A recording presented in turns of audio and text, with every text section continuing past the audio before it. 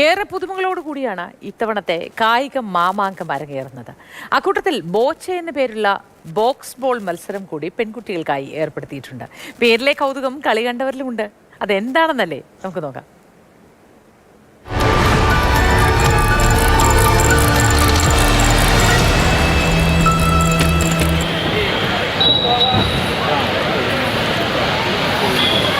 കളിക്കളത്തിനെ രണ്ടായി തരംതിരിച്ചിരിക്കുന്നു. മത്സരാർത്ഥികളായി എത്തുന്നവർക്ക് മുന്നിലേക്ക് നീട്ടുന്നത് ചുവപ്പ് നിറത്തിലുള്ള വലിയൊരു പന്തും വെള്ള നിറത്തിലുള്ള ചെറുപന്തും. പിന്നീട് മാറിയും തിരിഞ്ഞും പന്തുകൾ ഉരുട്ടുന്നു. എന്താ ഇതിപ്പോ കഥ എന്നല്ലേ? കാണികളിൽ കൗതുകമുണർത്തിയ ഈ പുത്തൻ അവതാരത്തിന്റെ പേരാണ് ബോച്ചെ, അതായത് ബോക്സ് ബോൾ. ആളത്ര പുത്തനല്ല കേട്ടോ. ആയിരക്കണക്കിന് വർഷങ്ങൾ നീണ്ട വലിയൊരു ചരിത്രം പറയാനുണ്ട് ഈ കളിക്ക്. പണ്ട് പ്രഭുക്കന്മാരുടെ പ്രിയപ്പെട്ട കളികളിലൊന്നായിരുന്നു ഇറ്റലിയിൽ പിറവികൊണ്ട ഈ കായിക ഇനം.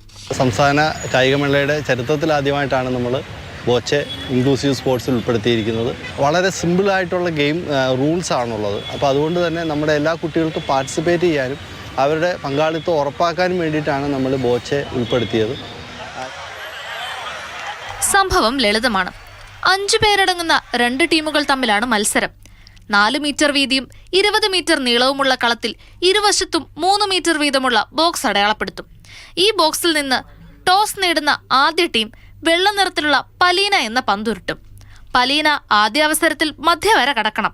അന്തിമ വരയിട്ട് കടക്കാനും പാടില്ല. തുടർന്ന് ഇരു ടീമുകളിലെയും ഓരോരുത്തരും മാറി മാറി ബോച്ചെ ബോൾ ഉരുട്ടുകയും ചെയ്യും.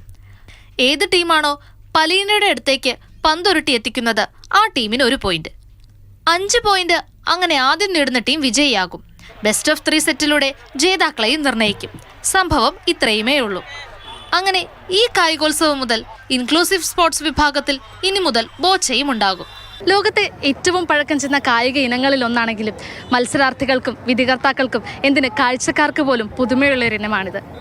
അങ്ങനെ കായികോത്സവ വേദികളിൽ പുതിയ മത്സരാർത്ഥികൾ പിറക്കുകയാണ്, പുതിയ വിജയികൾ പിറക്കുകയാണ്, പുതിയ കായിക ഇനങ്ങൾ പിറക്കുകയാണ്.